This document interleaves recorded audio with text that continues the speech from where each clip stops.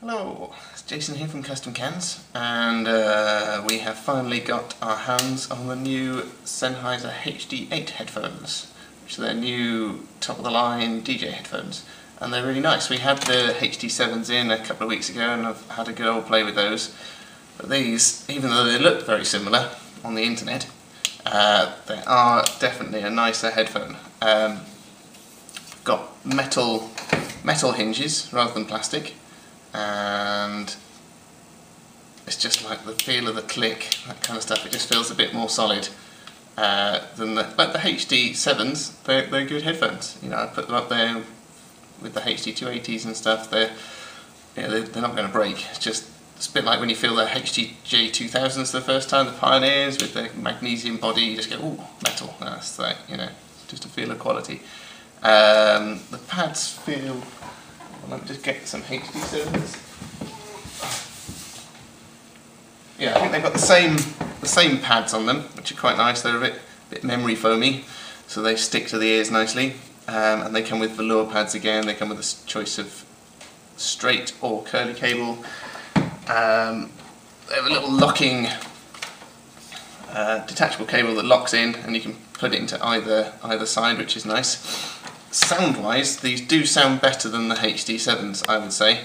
They've got more detail in the high end, and I think they've got similar drivers. They've got similar spec, but they do seem to sound a bit better. These, I don't know whether it's because they're a little bit heavier or just the way they're constructed. Like the ear caps are slightly different on these to the HD7s, but they do sound a little bit better.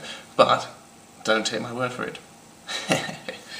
We've done a couple of waterfall charts using REW, Room Equalization Wizard, and our Ghetto Fabulous hat system, which is just a polystyrene head with some sound damping on it and an EMC 8000 testing microphone linked into an M-Audio sound doodad. It's not perfect, but it's alright for comparing A with B.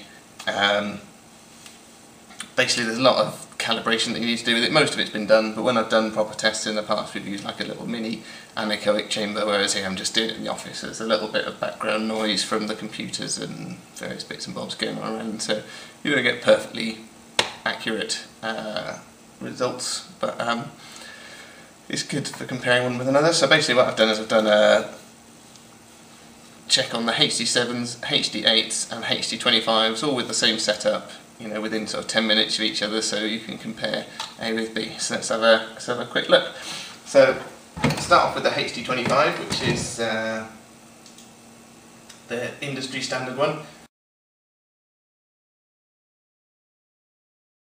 And as you can see, it's got a pretty flat response across the board, and then it starts to drop off at about, you know, just after 90 Hertz. It then rolls off down there, and at the very high end you get a little bit of something going on there, but that's just that could be partially due to the equipment here. I've done some waterfalls before and they look a little bit better at the high end on the HD25, but generally quite a nice flat response across most of the audio spectrum. Next we will have a look at the HD7.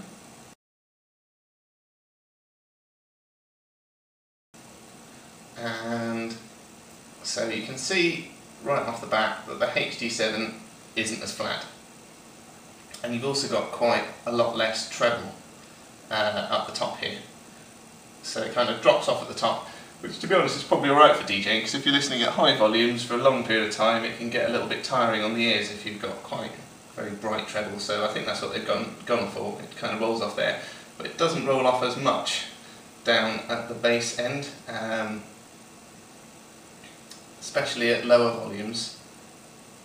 It actually goes up a little bit. So I don't know if you know these waterfall charts, but essentially this is a very high volume, and as you go down it's at lower volumes for all these different graphs. Yeah, so at lower volumes you kind of get a little rise at the bass end, which is why they sound very bass heavy when you're plugging them into a little portable stereo or whatever. So yes, just do a little comparison. So HD25, HD7. So yeah, generally flatter response on that And then let's look at the HD8. So the HD8, again, it's got quite a nice flat response, and again you've got a little hump here at around sort of 40 to 60, and then it tails off, and again it doesn't tail off as much as the HD25, so you get more bass from these. But yeah, these have definitely got a little hump there, so you've got a little boost, quite low frequencies, and then quite nice and flat. Again, the treble's it goes down a bit more than the HD25, but it's definitely flatter than the HD7, I'd say. Well, it's different from the HD7. And then compare the HD8 and the HD25. Again, yeah, the HD8 does have a, yeah, I would say, according to our equipment, certainly the two models that we've had them both burning in for about a week, and yeah, I'd say the HD8 does have a different sound signature to the HD7. So this could be their ultimate DJ headphone. I've had a good old play with it, and they are really easy to DJ with, which is good. Yeah, I think you do get very clear vocals and mid-range on this, which is really good for mixing in key, that kind of thing. They feel quite solid. Again, they come with a hard case like the HD7s. So, in summation, the new HD7 and 8, both good DJ headphones. I think the HD8 is about £50 more, but if you're a professional DJ using it all the time, I'd say just pay the extra, get the HD8. If nothing else, you get bragging rights. But no, they sound better. The metal body just makes them feel a bit more solid. They're just a nice bit of kit to have with you. The HD7s, again, good DJ headphones. The sound is still good from these, and certainly for portable use, stuff like that, they're really good. But yeah, for pro use, I probably would go just pay a little bit extra, get those, and I suspect that they'll last you forever, like the HD25s do. They just keep on going. Have a look back over the waterfall charts, and you'll definitely notice, because I forgot to mention on the HD8s again, yeah, lower volumes, so more sensible listening levels, it goes up at the bass levels, so it goes along, and then you actually get a little rise. At the very high volumes, it drops off at the bass, but I suppose that's probably the just reaching the limit of what the driver can do. But yeah, so both of these, I've got a little rise at the bass level,